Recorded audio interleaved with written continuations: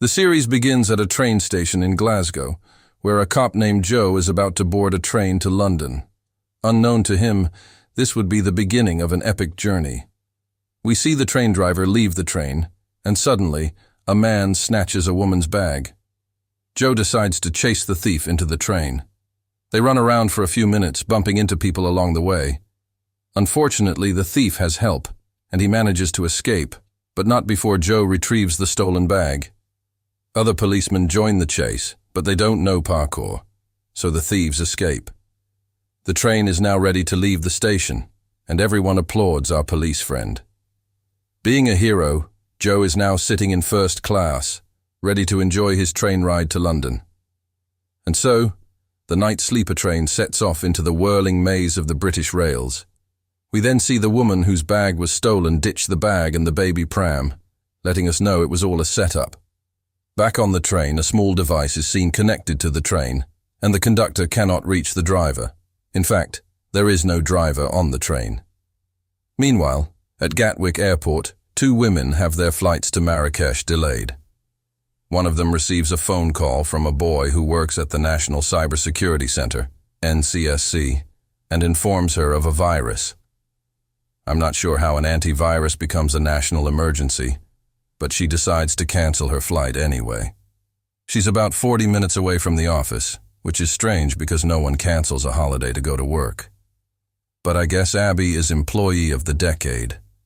At work, a jerk named Saj is waiting for both the hacker boy who called Abby and Abby herself, who turns out to be the acting technical director at the NCSC. Detective Inspector Joe, now seen as a hero, is called to the front of the train to inspect the hacking device, but he's clueless about what to do. He tries to make a call, but he doesn't have any signal. They check the CCTV and discover that videos have been deleted. They try calling from everyone's phones, but it seems all the phones are currently offline. Suddenly, a random guy shows up with a satellite phone and claims to work on an oil rig, so we'll just call him the Rigger. He's buff enough to be the lead character, but in this story, he's just going to be the Rigger. Back at Gatwick, Abby shares a train with her friend, who is upset about their cancelled holiday. While Abby is on the phone with Saj at the office, her friend sits gloomily beside her. As Abby steps off the train, she's informed that this is a major breach and that she needs to show up at work immediately. Leon, who is neither a geek nor a dork, gives Abby some information and connects her to Joe's call, who is now using the satellite phone.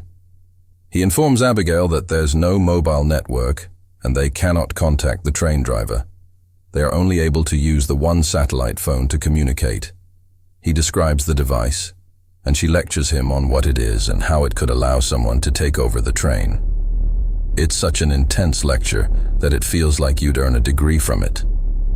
Abigail informs the NCSC that the train has been hacked and starts giving out instructions over the phone, cautioning Joe not to touch the device.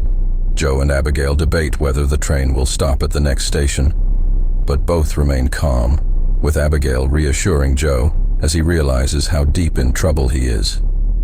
The Rigger needs his phone back, but Joe refuses to return it, considering the emergency.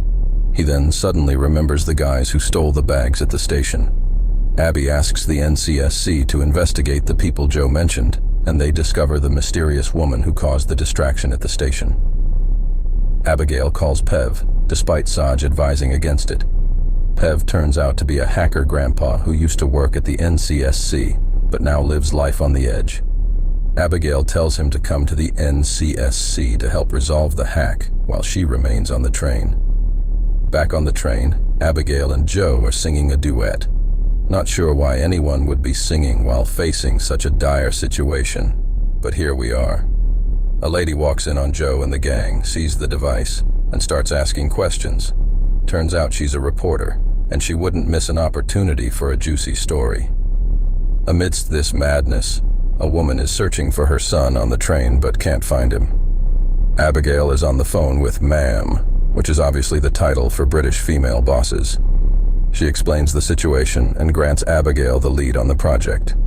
She doesn't want the hacker grandpa involved, but Abigail already has him on board. Abigail informs Joe and the gang that an Interpol suspect is on board and goes on to describe Joe to the team. Joe runs away from everyone and hides in the train, where he finds Mouse, the boy whose mum has been searching for him. Mouse is playing on his Nintendo Switch and doesn't seem to have a care in the world.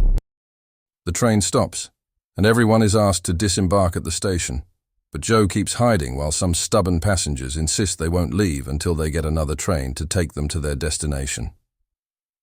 After the police board the train to search for Joe, the NCSC discovers that the Transport Secretary is also on this train. They are unable to find Joe, but then, suddenly, the train starts operating on its own, and the driver tries to get back on board, but the doors won't open. As the train begins to move, we see Mouse stuck on the train with Joe. Mouse's mum runs after the train, trying to save her son, but we all know there's no way she's catching that train. Joe tries to unlock the doors, but his efforts are useless as the doors won't budge. The train departs the station with no driver and only a few passengers aboard. These passengers are in for the ride of their lives, their first tech-driven train ride. Back at Victoria Station, the hacker takes over the systems and demands a ransom of 600 BTC. Joe finally calls Abigail, asking for help, as she's the only one he can rely on. Here the first episode ends, and the train continues into the night.